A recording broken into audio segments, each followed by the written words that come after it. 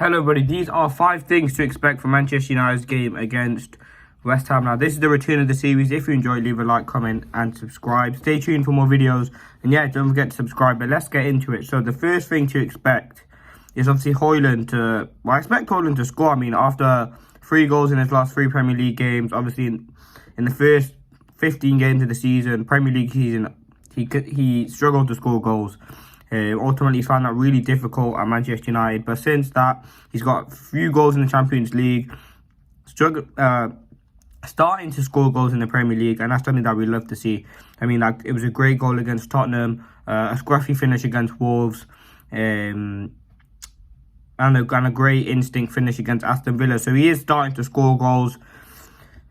And it just shows the potential is there, and we've all known that he's 20 years of age. The raw potential, the ability to develop into a world-class player is definitely there, and he's still relatively young as well. First season in the Premier League, still adapting, and he is doing really well for his age. I expect him to attack. Obviously, who plays as centre-back for West Ham? Zuma and Mavropanos, so they are very two physical opponents, and Højlund does like to be physical, so that could be something Manchester United look to explore in this aspect, using Højlund as an option to keep the ball up there and just give him an option to utilise that pace and threat of Højlund that he has. Obviously, he needs to occupy the defenders, and we know when he does get the ball at his feet, he's very good at finishing his chances and very good with the ball at his feet. So he should be able to score some goals hopefully tomorrow, and that's something that we love to see. It'd be a great opportunity for Højlund to get some minutes and score some goals. The second thing to expect is obviously Mainly to start. I think we learned in the last game he's more than capable of playing that number 8 position. Obviously, before Casemiro's injury, we more utilised him as a number 6. And then we've seen his performances develop from a number 6 to number 8. He's a great all-round midfielder who can do most aspects in the game. We've seen him now add goals to his game, scoring 2 goals in his last 2 games. Very good goals as well. He's a very young player, 18 years of age. He still hasn't really found what he's on yet. I'm going to give him time. I don't mean to put too much pressure on him. He's still relatively young. And I think he'd be a great outlet for Manchester United in the future. I think he's a huge product of our academy. And he is doing very well at the minute. I mean, he's just about improving game by game, and that's something Erik Ten Hag will look to do when utilising Kobbie Mainoo. He shouldn't play every game of every minute, because that won't help him.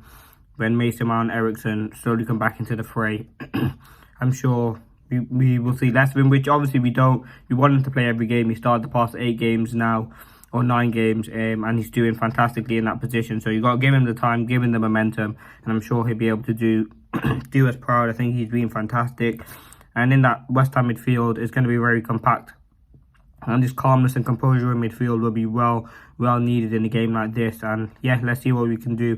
I'm really happy with Kobbie and the way that how he's been acting, and his performances have shown through. So yeah, I expect him to start, whether that's with Casemiro. I fully expect it to be. And yeah, now third thing, our normal back four to resume. Now we haven't had our best back four in time, in ages. I mean, we've had loads of partnerships. We've had Evans, Camboala, we've had Reguilon, even in the fray. We've had Luke Shaw being now injured. We've had Varane, Evans, Maguire, Lindelof. We've had not our fit defence, and slowly we're starting to get it back. And you can see in that game against Wolves how massively it improved us, having a solid compact back four with Martinez, Varane, Luke Shaw and Delot. And I think Casemiro comes into that. I mean, he's a huge part of the midfield, yes, but he's also a huge part of the defence. But that back four is crucial. I think they all complement each other really well. Luke Shaw's connection with people like Rashford, and people around him in that inside berth. Dalot on that right hand side, inverted player going out wide. Inverted, can come inside, go outside. He's a great player to have. Martinez, Varane, as I said, very comfortable, and they're forming a really good partnership that we've seen. Partnership so strong, and we can continue to build on that. I think Martinez has been really good. He was great in that both Newport game, Wolves game, and he's looked really good. So love to have Martinez back. That's the third thing to expect. our fully fit back four. Now, the fourth thing to expect is obviously Andre Onana to return in goals. Now, we do expect him to start. Obviously, coming back from AFCON, started the Wolves game. Did look good in the game, don't get me wrong. But yeah, it's tough because Bayern, they're probably expected to start another game. But Onana's obviously back early. And he will go straight into the team as he is Ten Hag's first choice goalkeeper. Now, the fifth thing to expect, I expect Ten Hag to make some big calls. Now, I'll probably expect the same team actually against Wolves, but I do expect him to make some big decisions. I think bringing on substitutes early on in the game probably would have helped us. Yes, normally when we bring on McTominay, we are normally frustrated, but obviously he scored us a goal. And I think we do need better options coming off the bench. That's something Manchester United must massively look forward to in the summer. Building a squad unit, building a unit where we can be strong and show composure, bring players off the bench. You look at Manchester City, the Arsenal, they bring top class quality players off the bench. Then we look at especially Manchester City, sometimes De Bruyne is on the bench, Grealish is on the bench, Doku's on the bench. They've also got great players in midfield, Kovacic, Mateus Nunes. So they've got huge players on the bench. You look at Arsenal, not so as much, but still decent squad depth for them to bring on players who can have an impact. Leandro Trossard and Nketiah sometimes on the bench. They have got players who can cause problems. Emile Smith-Rowe, I think, is a good player as well. So it's not all about building that squad depth for me, and that's something obviously we can't do in this game, but it's something to look forward to.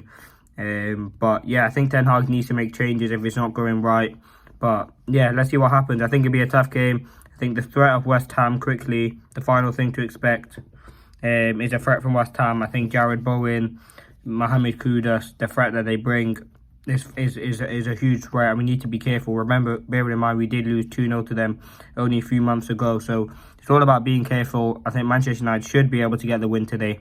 And let's see the performance I'll be putting. Thanks for watching. As always, it's a huge game. These are the 5 things to expect. Let me know what videos you guys want to see in the future. And yeah, let's see what happens. Stay tuned for match reaction and stuff like that. We'll be building up, obviously, then to our game against Villa, I believe, which is another huge game with a week in between. So I'll keep you up to date with all of that stuff. But this has been the 5 things to expect. Leave your score predictions. And I'm going to do some more news videos talking about Bruno Fernandes, obviously potentially going Saudi. I've done a video on Mourinho, so check that out in the comment section below. Let's see what videos you want to see. Thanks for watching, and peace.